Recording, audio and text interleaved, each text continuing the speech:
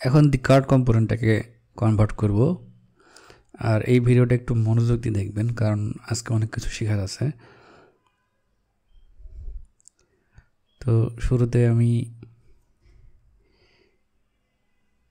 স্ক্রিপ্টটাকে উপরে নিয়ে যাই।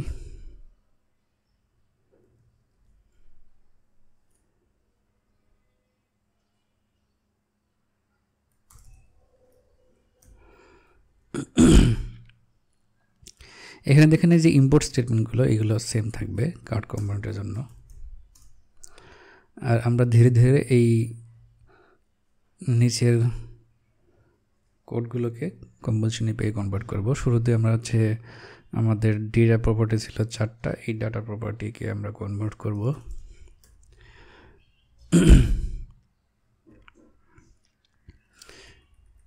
এইখানে আপনারা জানেন যে আমরা রেফ ইউজ করে এই কাজগুলো করি। তো আমাদের 4টা লাগবে। একটা হচ্ছে কাস্টমার, তারপরে ইন্টারিং কাস্টমার ইনফো,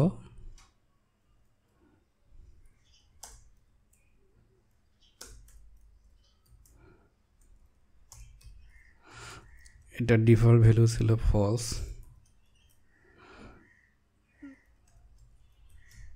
কনফার্মিং এটা হবে হচ্ছে ডিফল্ট ভ্যালু ফলস।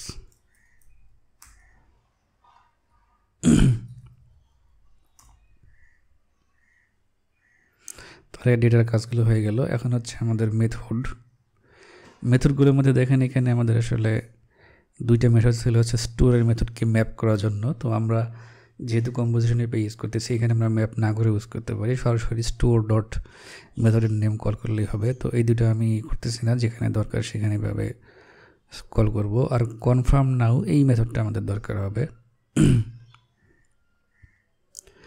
তাহলে এই ফাংশনটাকে আমরা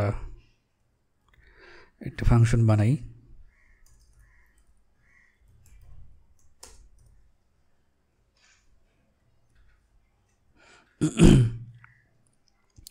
এখানে তো আপনারা জানেন যে এখানে দিস বলে কিছু নাই কম্পোজিশনে পাই। এখানে হবে হচ্ছে কাস্টমার ডট ভ্যালু, এখানে হবে হচ্ছে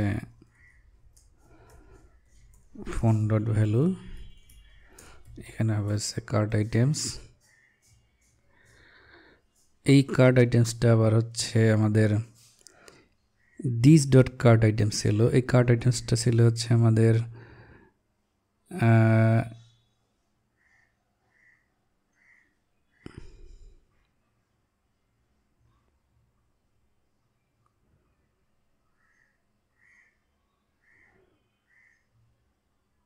কম্পিউটার প্রপার্টির মধ্যে ম্যাপ করা। এটা ছিল প্রোডাক্টস, অর্থাৎ এই স্টোরের প্রোডাক্টসের সাথে ম্যাপ করা ছিল হচ্ছে কার্ট আইটেমস। তাহলে আমরা এইভাবে না লিখে আমরা সরাসরি স্টোর ডট কার্ট আইটেমস এভাবে লিখতে পারি। তো সেই জন্য আমাদের স্টোরের একটা অবজেক্ট তৈরি করতে হবে এখানে। আর এখানে স্টোরের অবজেক্ট তৈরি করার জন্য আমাদের এখানে ইউজ কার্ট ইম্পোর্ট করেছিলাম, এটার একটা অবজেক্ট তৈরি করতে হবে। এটার জন্য ধরেন আমি এখানে নাম দিচ্ছি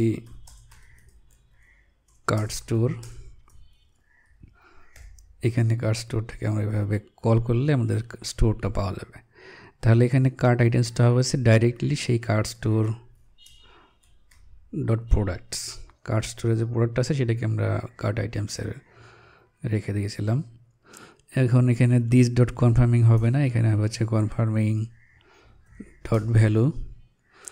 সার্ভিসের কোডে কোনো চেঞ্জ নাই। এখানে সাকসেস মেসেজ একটা মেথড, এখানে জাস্ট এইগুলো আমাদেরকে ফোন ডট ভ্যালু, এইখানে হবে হচ্ছে কাস্টমার ডট ভ্যালু, এবং এখানে দেখেন দিস ডট ক্লিয়ার কার্ড। এই ক্লিয়ার কার্ডটা ছিল হচ্ছে স্টোরের একটা ক্রিল কার্ড। আচ্ছা, স্পেলিং মিস্টেক হয়েছে, এটা যাই হোক। এটা ছিল হচ্ছে স্টোরের ক্লিয়ার কার্ড মেথডটাকে ম্যাপ করা হয়েছিল। তাহলে আমি এখন এইখানে সরাসরি লিখব হচ্ছে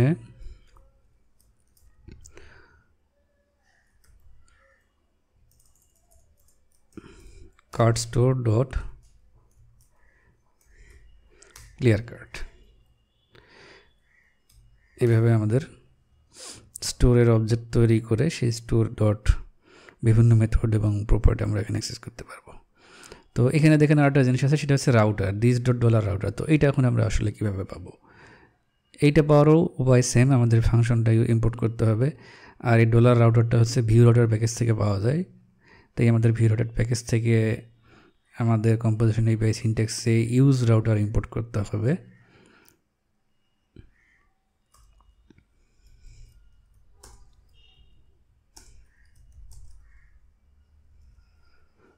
ভিউ রাউটার যদি দেই, এখানে আমরা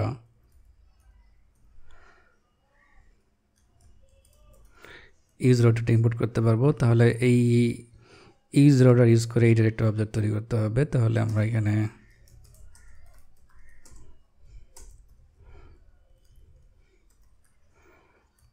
ইউজ রাউটার লিখলে আমাদের রাউটারে একটা অবজেক্ট তৈরি হয়ে যাবে। তাহলে আমাদের কী করতে হবে? দিস ডট রাউটারের পরিবর্তে এখানে আমরা সরাসরি সেই রাউটার ডট পুশ দিলে এই কাজটা হয়ে যাবে। শো এর message same, this dot confirming, এখানে দিস বলে কিছু নাই, এখানে আবার আমাদের the confirming dot value is equal to something. তাহলে আমাদের এই কনফার্ম মেথডটা হয়ে গেল। এখন কম্পিউটারের মধ্যে দুইটা মেথড, দুইটা কম্পিউটার প্রপার্টি ম্যাপ করা ছিল, এটা আমরা ডাইরেক্টলি প্রোডাক্ট থেকে ইউজ করব, ওই স্টোর থেকে ইউজ করব। এবং এখানে দেখেন কম্পোনেন্ট রেজিস্ট্রেশন করা ছিল, দি কম্পোনেন্ট রেজিস্টার করা ছিল, দি বাটন কম্পোনেন্ট। তো এটাকে আমরা যদি কম্পোজিশনে পেয়ে ইউজ করি স্ক্রিপ্ট সেট আপ দিয়ে, তাহলে এখানে রেজিস্টার করার কোনো দরকার নেই, এটাকে ইম্পোর্ট করলে ইউজ করা যাবে। তাহলে এখন আমাদের কি বাকি থাকলো? আমাদের বাকি থাকলো হচ্ছে এইগুলো যেখানে ইউজ করছে সেখানে স্টোর ডট মেথড আমাদের ইউজ করতে হবে। তাহলে আমাদের দেখেন এটা কোথায় ইউজ করা হয়েছে, এখানে আমাদের টেমপ্লেটের মধ্যে এখানে ইউজ করছি। এখানে আমরা লিখবো হচ্ছে কার্ড স্টোর ডট রিমুভ নামে এখানে ফাংশনটা আছে।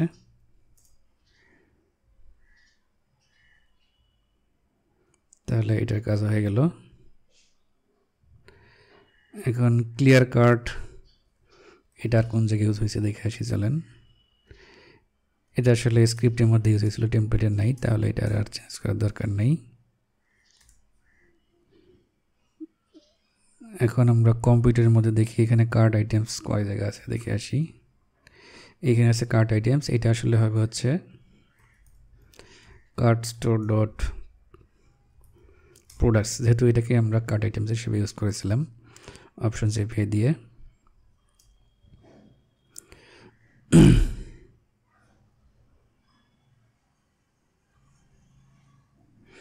আর এটা ছিল হচ্ছে টোটাল প্রাইস, এটা হচ্ছে কার্ড স্টোরে টোটাল প্রাইসের সাথে ম্যাপ করা ছিল। এটা দেখি কোন জায়গায় ইউজ করা হয়েছে, এখানে ইউজ করা হয়েছে। তাহলে আমাদের এখানে লিখতে হবে card store dot total price.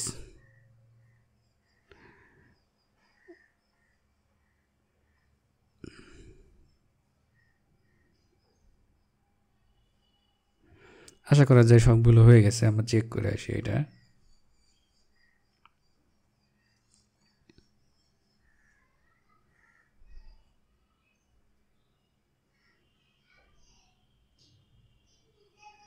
আচ্ছা, আমাদের কিছু একটা এরর হচ্ছে, কি এরর আমরা দেখে আসি।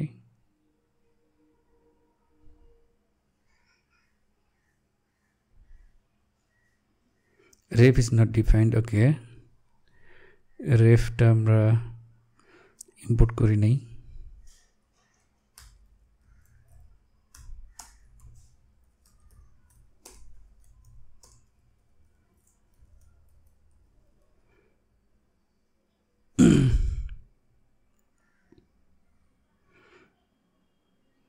তাহলে দেখেন এই কাজটা হয়ে গেছে আমাদের। এখানে যদি আমরা একটু বড় করে চেক করি, ধরেন আমরা এখানে কিছু প্রোডাক্ট অ্যাড করি,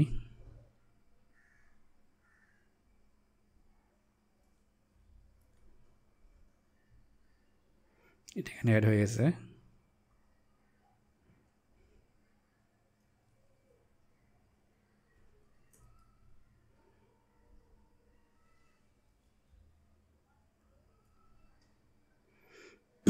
আমরা এখানে কমানো বাড়ানো করতে পারতেছি।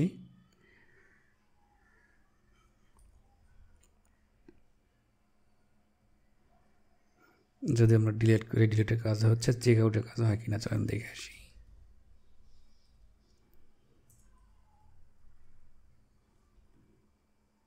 চেক আউটের কাজ হয়ে গেছে, তার মানে আমাদের কার্ড স্টোরটা ঠিক মতো কাজ করতেছে।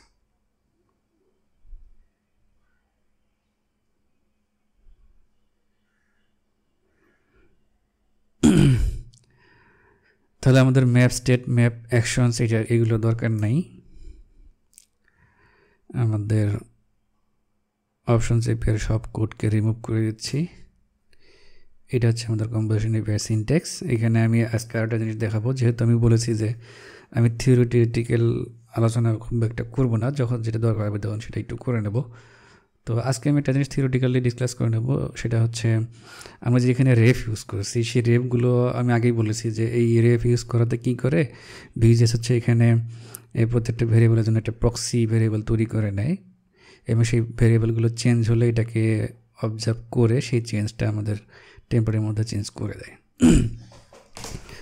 আর এই প্রক্সি অবজেক্টটা যে কোনো টাইপের হতে পারে। ধরেন আমি এখানে রেফের মধ্যে রেফ ইউজ করে এখানে ফোন একটা ভেরিয়েবল ইউজ করছি, এর মধ্যে স্ট্রিং টাইপের ডাটা রাখতেছি, কাস্টমারের মধ্যে স্ট্রিং টাইপের ডাটা রাখতেছি, এটার মধ্যে বুলিয়ান টাইপ ডাটা রাখতেছি। তো এইরকম যদি বুলিয়ান টাইপের ডাটা হয় বা প্রিমিটিভ টাইপের স্ট্রিং, বুলিয়ান বা নাম্বার, এই টাইপের ডাটা হলে আমরা এখানে রেপ ইউজ করব না, আমরা এখানে ইউজ করব শ্যালো রেপ। কারণ হচ্ছে রেপ ইউজ করলে এখানে এই ভেরিয়েবলটার চেঞ্জটা ডিটেক্ট করে, এখানে এই ভ্যালুটা চেঞ্জ হলে এটা আপডেট হয়। এটা যদি অবজেক্ট হয় তাহলে অবজেক্টের ভ্যালু চেঞ্জ হলেও এখানে আপডেট হয়, অর্থাৎ এগুলোকে ওয়াচ করে এখানে ইন্টারনালি যে কোনো চেঞ্জ ডিটেক্ট করার জন্য এখানে কিছু কোড এক্সিকিউট হয়। তো যদি আমরা এখানে রেপ ইউজ করে সিম্পল এখানে প্রিমিটিভ স্ট্রিং টাইপের ডাটা রাখি অথবা অবজেক্ট টাইপের ডাটা রাখি, সব ক্ষেত্রেই রেপটা কাজ করবে। কিন্তু রেপটা সাধারণত ইউজ করবো যখন আমি অবজেক্ট টাইপের ডাটা রাখতেছি, নেক্সটের ডাটায় কিছু অবজেক্টের প্রপার্টি আছে, সেইগুলো চেঞ্জ হলে সেইগুলো ডিটেক্ট করার জন্য আমরা রেপ ইউজ করব।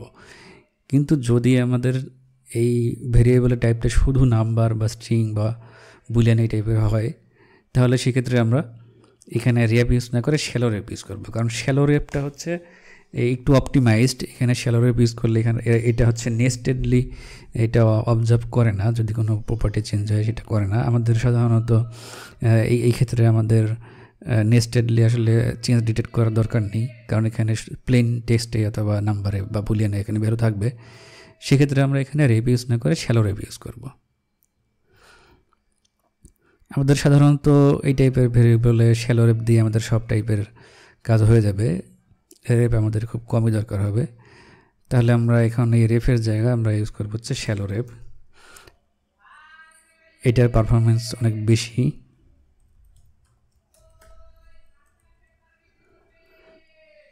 তাহলে যেগুলোতে রেপ আছে সেই সব জায়গা আমি শ্যালো রেপ দিয়ে নিচ্ছি, কারণ হচ্ছে এটা পারফরমেন্স এফিশিয়েন্ট।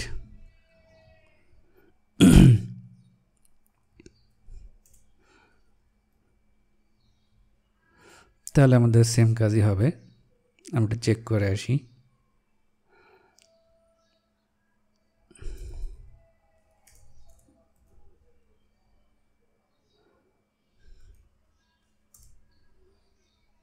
দেখেন এটা আমাদের কাজ করতেছে।